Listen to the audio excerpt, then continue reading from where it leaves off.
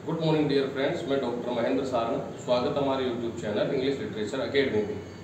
तो आज वीडियो हम बीए थर्ड ईयर के लिए बनाने जा रहे हैं, क्योंकि राजस्थान यूनिवर्सिटी वाले बच्चों के इसी महीने में एग्जाम है।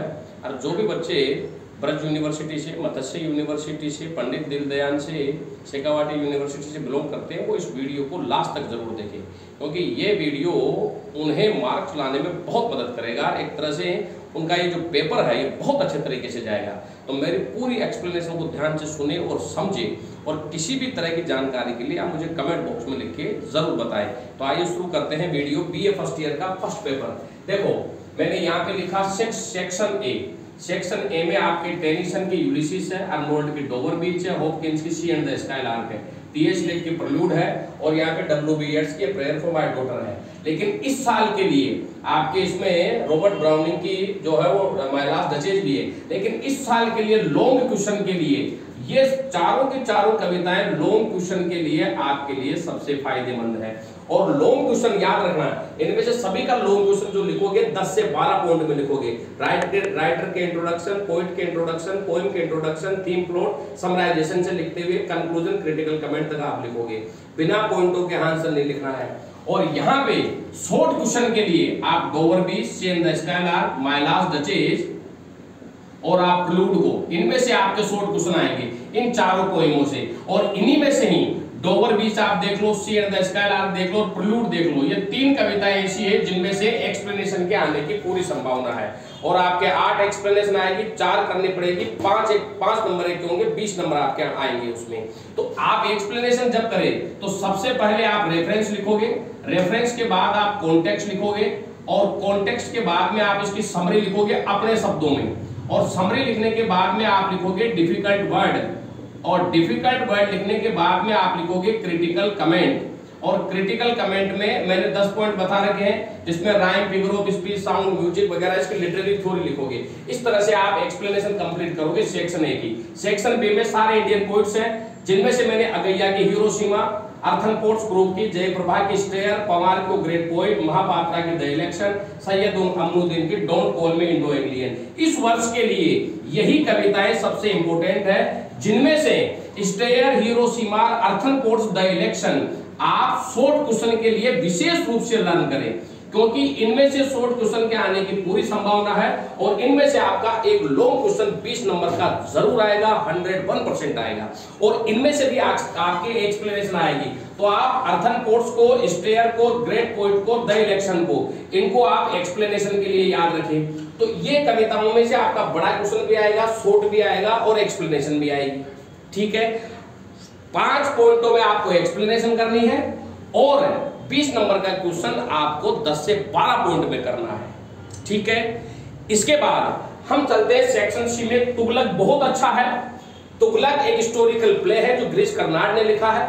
तो आपके इस पर प्रश्न पूछा जा सकता है कि तुगलक राजनीतिज्ञ और क्लेवर कैसे था, क्योंकि आईने और मुल्क को, नजीब को मरवाने में, स्टेप मदर को मरवाने में, राजा रतन सिंह, शिया समुदाय के लोगों को और गियासुद्दीन और शिहाबुद्दीन को मारने में तुगलक का राजनीतिक फायदा क्या था, ये पूछा जा सकता है। ये पूछा जा सकता है अजीज और आजम ने इसको किस तरह से बर्बाद किया। इसको बर्बाद करने वाले थे अजीज और आजम, जो कभी विष्णुदत्त बन के आ जाता है, कभी अबासिद बन के आ जाता है, और जब ये राजधानी बदलता है तो उसकी जिम्मेदारी अजीज आजम को देते हैं। तो वो लूट करके चले जाते हैं, जंगल में भग जाते हैं। तो इसको बर्बाद करने का कारण अजीज आजम रहा।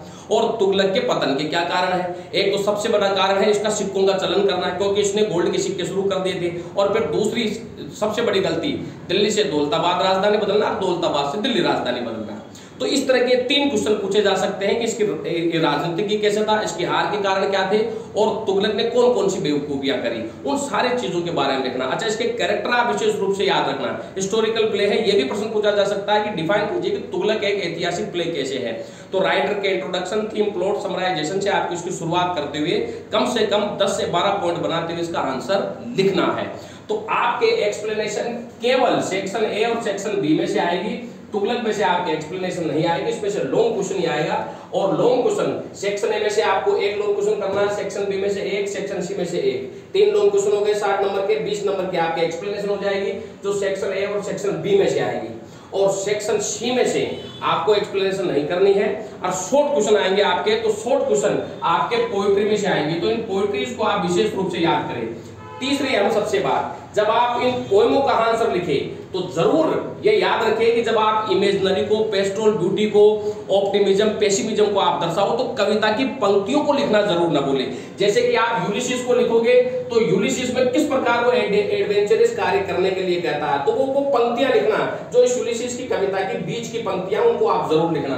डोवर बीच में ऑप्टिमिज्म और पेसिमिज्म को बताया गया है, तो इसका जो सेकंड स्टंजा है, जो फर्स्ट स्टंजा है और लास्ट वाला स्टंजा, वो ऑप्टिमिज्म में, पेसिमिज्म में लिखा हुआ, तो आप उसको जरूर लिखना इसमें, क्योंकि उसमें वो सांसारिक दुखों के बारे में बताता है। सी एंड द स्काई लार्क जो है, इसका सेकंड स्टंजा बहुत इंपॉर्टेंट है, जिसमें आप गिरती हुई व्यवस्था के बारे में मॉडर्निटी को बता सकते हैं, क्योंकि आप जब भी इमेजिनरी बताओगे, पेस्टोरल ब्यूटी बताओगे और गिरती मॉडर्निटी को बताओगे और इसमें लिटरेरी थ्योरी को बताओगे, तो कविता की पंक्तियों को लिखना जरूर रहता है। अगर आपने कविता की पंक्तियां लिख दी इसमें, तो सोने पे सुहागा होगा और नंबरों के आपके बारिश होगी।